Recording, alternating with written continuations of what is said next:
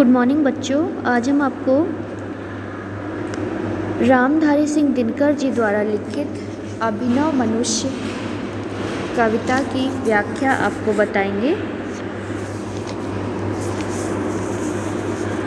जिसमें कवि रामधारी सिंह दिनकर ने मानव मात्र को संदेश दिया है कि मनुष्य केवल भौतिक उन्नति के मार्ग पर चलते हुए सहजता, मानवता और हृदय की कोमल भावनाओं से विस्मृत नहीं करना चाहिए। आज मनुष्य प्रकृति पर विजय प्राप्त करने के लिए प्राकृतिक उपादानों को नियंत्रित करते हुए अंतरिक्ष की ओर जा रहा है। मतलब यहाँ पर कवि ने मनुष्यों को संबोधित किया है कि मनुष्य ने मतलब इतनी विज्ञान के क्षेत्र में इतनी प्रगति कर ली है, इतनी प्रगति कर ली है कि वो अब प्रकृति को भी मतलब नियति को भी या प्रकृति को भी अपने अनुसार चलाना चाहता है। इसी के उद्देश्य से कवि ने यह कविता लिखी है, जिसमें कि दिनकर जी कहते हैं कि है बहुत बरसी धरती पर अमृत की धार,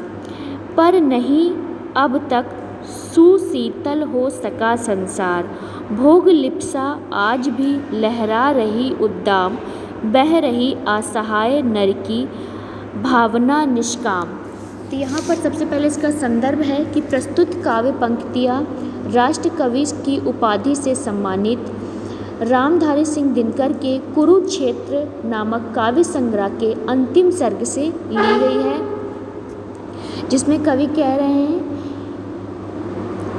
कि मनुष्य ने मतलब इस कविता में कवि ने आधुनिक मनुष्य की जो बढ़ती हुई इच्छा है, जो उसकी लालसा है, उसकी आवश्यकता का वर्णन किया है कि आज का जो मनुष्य है उसने प्राचीन ज्ञान विज्ञान को भुलाकर निरंतर भौतिक क्षेत्र में वह उन्नति करना चाहता है और उसकी अर्थात मनुष्य की आवश्यकता दिन प्रतिदिन बढ़ती ही जा रही है। मतलब जो आज का मनुष्य है वो प्राचीन जितने भी ज्ञान विज्ञान थे, जितनी भी हमारी संस्कृति थी, उसको भूलकर भौतिक क्षेत्र में प्रगति कर रहा है और दिन ब दिन उसकी जो आवश्यकताएं हैं मनुष्य की वह बढ़ती ही चली जा रही हैं।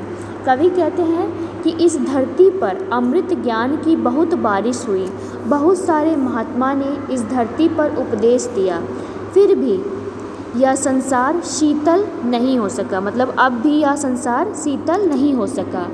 मनुष्य में जो भोग लालसा है वह आज भी लहरा रही है। मनुष्य है उसकी जो इच्छा है, उसकी जो लालसा है वह आज भी उसी तरह से लहरा रही है। मनुष्य की असहाय भावना प्रयास वह निसफल हो रहा है। मनुष्य की जो प्रयास है वो लगातार जो मनुष्य ज्ञान विज्ञान के क्षेत्र में प्रगति कर रहा है वो क्या हो रही है कि निसफल हो रही है। भावना वह निष्काम हो रही है बिना किसी सफल के। मतलब जो भावना है वह जो भावनाएं हैं मनुष्य से वो सब क्या हो रही है, बिल्कुल निष्काम हो रही है, बिना किसी फल के वो सभी भावनाएं चल रही हैं। भीम हो अथवा युधिष्ठिर या हो भगवान, बुद्ध हो कि अशोक, गांधी हो कि ईशा महान, सिर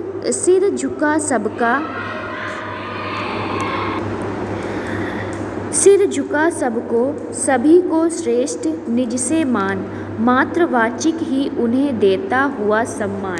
तो यहाँ पर कवि कह रहे हैं कि इस धरती पे भले ही बड़े बड़े महात्मा जैसे कि भीम, युधिष्ठिर, अशोक या स्वयं भगवान श्री कृष्ण पैदा हुए हों, इनको सम्मान अर्थात सिर तो सबके झुके, पर इनके उद्देश्य अर्थात उपदेश निसफल से प्रतीत हो रहे हैं। मतलब इनके लिए सभी के, चाहे वो युधिष्ठिर हो, अशोक हो, गौतम बुद्ध हो या भगवान श्री कृष्ण हो, सब इनके लिए सम्मान से सिर तो झुकाते हैं, पर इनके जो उद्देश्य थे उस पर कभी भी कोई कार्य नहीं करता। इनकी जो श्रेष्ठता थी वो केवल मौखिक रूप से ही दे गई, आचरण में किसी ने नहीं उतारा। मतलब इनके जो उपदेश थे वो सभी ने अपने मौखिक रूप से तो दे दिए, मतलब उन्होंने सुन लिया, उन्होंने बोला और मनुष्य जो था वो सुन लिया उसके उपदेश को, लेकिन आचरण में कभी भी इसको नहीं उतारा।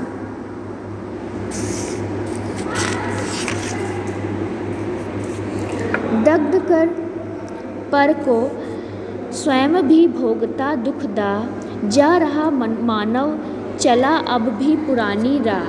कि दग्ध अर्थात मनुष्य दूसरों को कष्ट से जलता है पर स्वयं भी दुख भोगता है। मतलब मनुष्य जो है वो दूसरे को कष्ट देता है पर स्वयं भी जलता है, और उसी तरह अग्नि में स्वयं भी जल रहा है। मतलब मनुष्य जो प्रकृति कर रहा है, ऐसा नहीं सिर्फ केवल दूसरे ही जल रहे हैं, वह स्वयं भी जल रहा है। आज भी मनुष्य आदिम युग के कुमार्ग निर्मार्ग पर चल रहे हैं। दृष्टि के अंत में जब मनुष्य विकसित नहीं हुआ, उसी राह में आज भी वह चल रहा है। मतलब जो मनुष्य था, जब सृष्टि का अंत जब हुआ था, उसी समय आज भी मनुष्य उसी राह पर चल रहा है। आज की दुनिया विचित्र नवीन, प्रकृति पर सर्वत्र है विजय पुरुष आसीन। है बांधे नरके करो मेवरी, विद्युत भाव हुक्म पर चढ़ता उतरता है पवन का ताप। है नहीं बाकी कोई व्याधान, लांघ सकता नहीं सरित गिरी सिंधु एक समान। कि आज का जो मनुष्य है, जो आज की दुनिया है, वो बहुत ही विचित्र एवं नई हो गई है। आज का मनुष्य विजयी है और संपूर्ण प्रकृति पर उसकी विजयी हो गई है, और संपूर्ण प्रकृति पर उसने अपना अधिकार जमा लिया है। मनुष्य के हाथ में अर्थात मनुष्य ने भौतिक क्षेत्र में इतनी उन्नति कर ली है कि वह बिजली जल मनुष्य की मुट्ठी में है, कि जो पवन का ताप है वह भी मनुष्य के हुक्म पर चढ़ता उतरता है।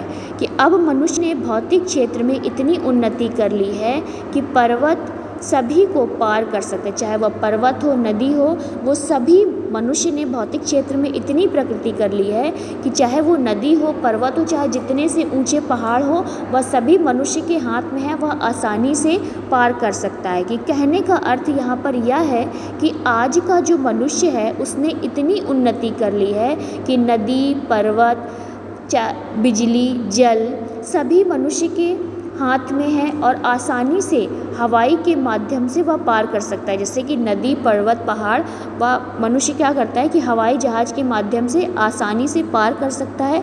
तो मनुष्य ने इतनी प्रकृति कर ली है भौतिक क्षेत्र में कि वह सभी कार्य को बड़ी ही आसानी से कर रहा है।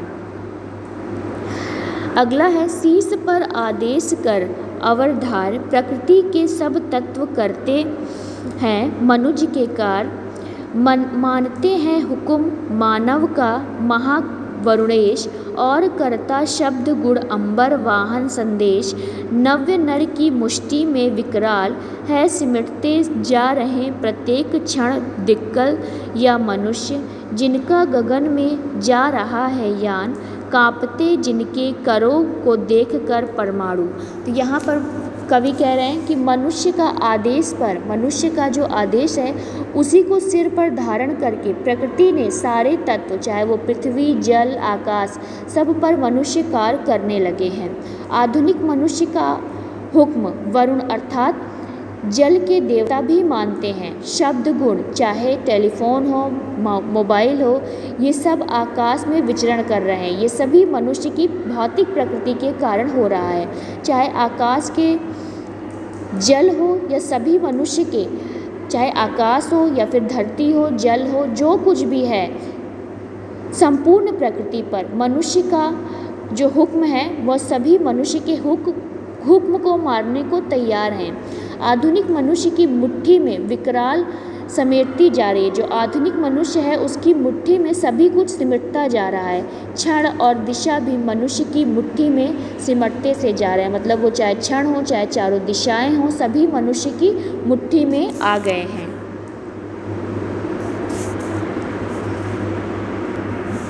कि जो आज का मनुष्य है वह गगन की ओर जा रहा है। उसका जो यान है, मतलब जो मनुष्य का यान है, वह भी आकाश की ओर जा रहा है। कांपते जिसके करों को देखकर परमाणु, कि परमाणु भी मनुष्य की जो मनुष्य के आधार पर मनुष्य जो परमाणु भी बना रहे हैं वह भी कांपते से प्रतीत हो रहे हैं। तो बच्चों आज के लिए बस इतना ही।